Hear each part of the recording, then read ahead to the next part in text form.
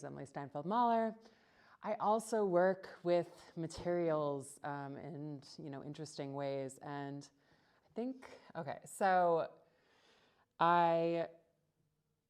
this is my artist statement, but I kind of can't read it because I made it in white. But basically what it says is that I try to make new materials, and everyone has kind of talked about how they're interdisciplinary and, kind of make the idea forefront more than the material. But for me, my practice is I am a sculptor.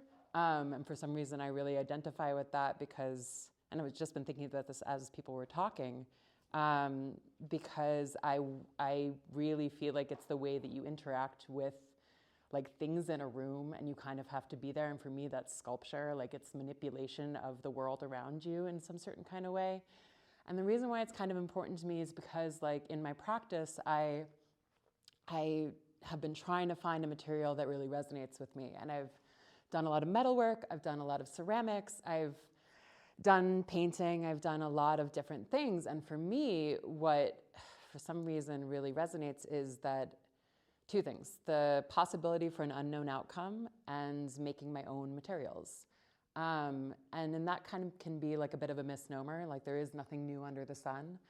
But I work with biomaterials, so I work with things that are in some ways biodegradable. They have a shelf life, they can decompose in an easy way, and in some ways that puts me in a kind of environmental space.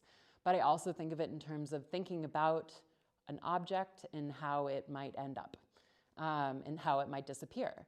And that's both a value system, but it also is a truth. So we can kind of go to the next slide.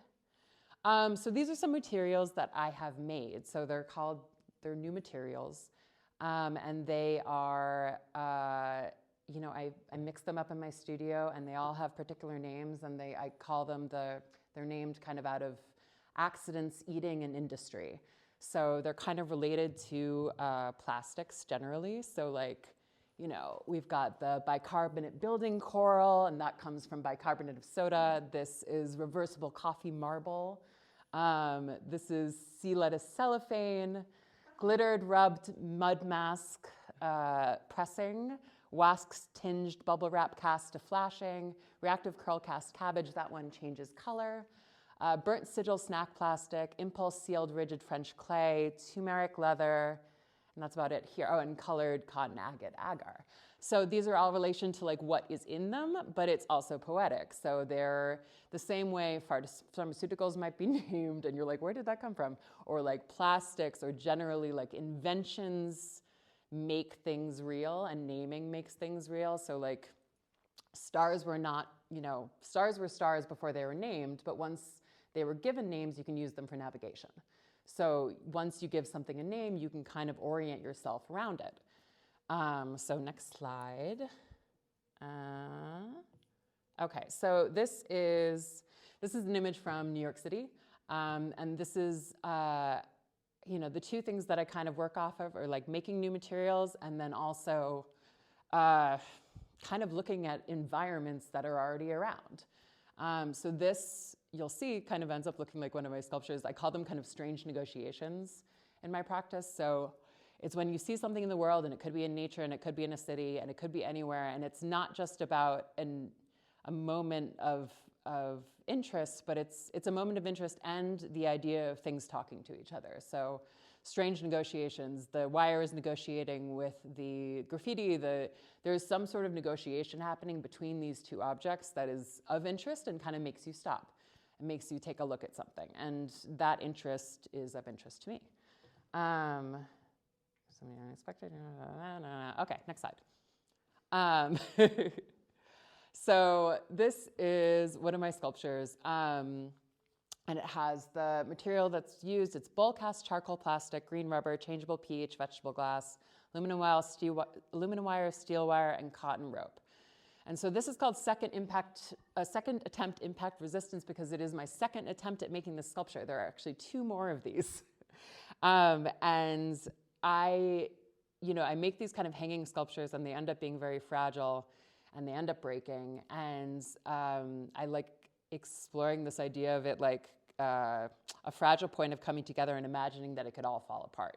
So I do end up showing these, and it's not as hard as you might think to like kind of put them away and pack them. But like as I pack them away, I think about how every single little thing needs to be correct. It needs to be in the right place. And like that happens in painting, it happens in sculpture. It's like that moment where you're like, oh shit, if there is even one hair different, it is not going to work. And there is some sort of magic in that, right? There is some sort of, it's the magic of it is because you just know it when you see it, and you don't really have another way to explain it. And that is kind of like the tie-in between strange negotiations that I see in like a city environment and ecology of humans and nature living together, but it doesn't have to stay that way. Like it's a one moment kind of thing. All right, so that is one, and then we can go to the next. This is just a detail of that. And so this is cabbage glass, which is changeable in color. So right now that not only broke, but turned purple, and ended up being reconfigured in a different sculpture. You know, and like there's something for me in the poetry of a line, you know, that I have a background in drawing. I have a background in poetry. Like there's something about this like drawing and kind of sprezzatura, these kind of little moments that interests me. All right, next slide. Okay, so this is Prunk's Still Even, Salad 3. So that is a nod to the still lifes of the Dutch masters, but kind of in an intense kind of way. This over here is a lettuce card, full thicked brass. And that is from a metalwork class I took where every time I take a class, I make a salad. And so that is kind of a little carved brass salad piece.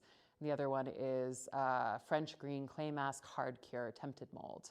And do we know what that is? I do, maybe, I don't know. It sounds great.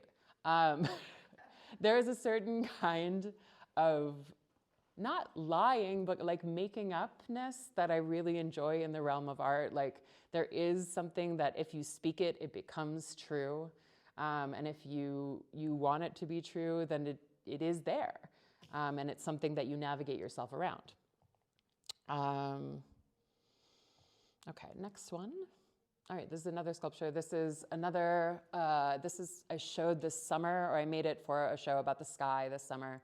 It's called Sirius Uncloud, and it has aluminum wire, red steel wire, reactive curl cast cabbage plastic.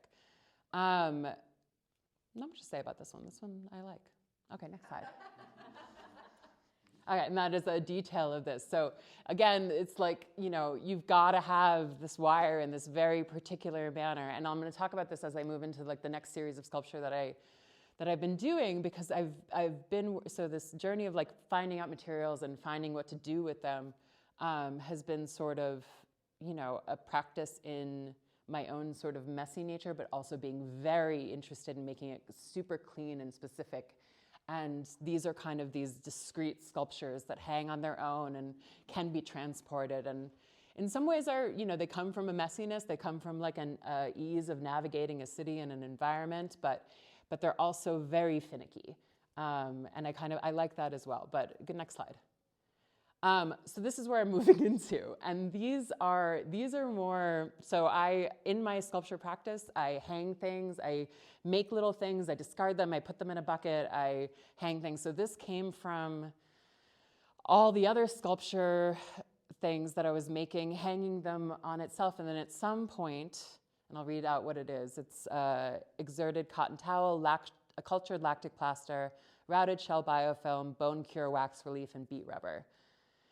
And it came not exactly from me, but it came from when it became what I call like sentient. Like it was in my studio, and at some point it became ready for me I just turned around and there it was. And that kind of leads back to the image that I showed of the city earlier. Like there is this kind of, like I say magic in just in the way of unknowable. Like not necessarily like rabbit in a hat, but like, you don't know how this comes together. You don't know how this can be so perfect. And you don't know how it will stop being perfect if one thing is moved. But this is a little looser. This is kind of like, you know, it came together on its own. There's this possibility of an unknown outcome when you look at it. And then next slide. So this is the most recent thing that I've made, which is getting even more elaborate. I didn't touch this at all. I've been throwing these things in a bucket. This is called Sentient Bucket, a large seaweed.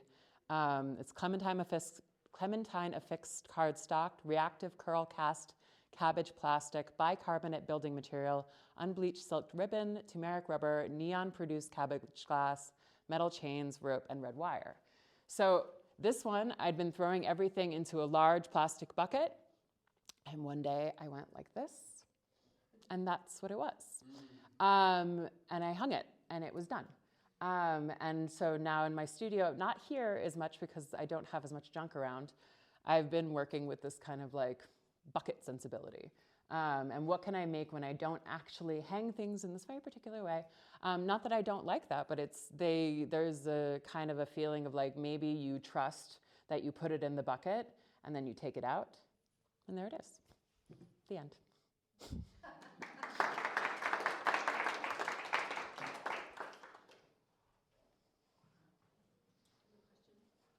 you talk about the way that you collaborate with chance? Yeah, I mean, it's hard to talk about because I don't know. I mean, you give it a chance. You give chance a chance. You know, you make these systems. Why it's important. Yeah. Okay. It's important to me because it's exciting. Kind of similar to be like when you're working with a kiln and you uncover it and there's this moment of discovery. I think for me, making work where I think of an idea and I write it down and then I make the thing that I thought of with the idea is not of interest necessarily as much as what can happen with that kind of mysterious third leg. So in comedy, I always think about the third leg, like you've got the joke, you've got the setup, you've got the punchline, and then what? Like you've got to have this mysterious third leg of like sometimes the humor comes from somewhere, but it's not necessarily like chicken crosses the road. Like there has to be this unknown element, but you have to give it a setup. So no rules, no boundaries is freeing. No rules, no boundaries is too freeing, but you got to have the bucket. Yeah, you got to have a certain kind of boundary, or at least I do. I think you got to have a certain bucket to put it in, and the ways in which to center or orient yourself to the stars or to the materials or the whatever. You have to like orient yourself to the narrative to give yourself the freedom. You know, it's like, you know, I love a rule because like if you know a rule, you can figure out how to get around the rule. If you don't know any of the rules, you're going to be really uncomfortable.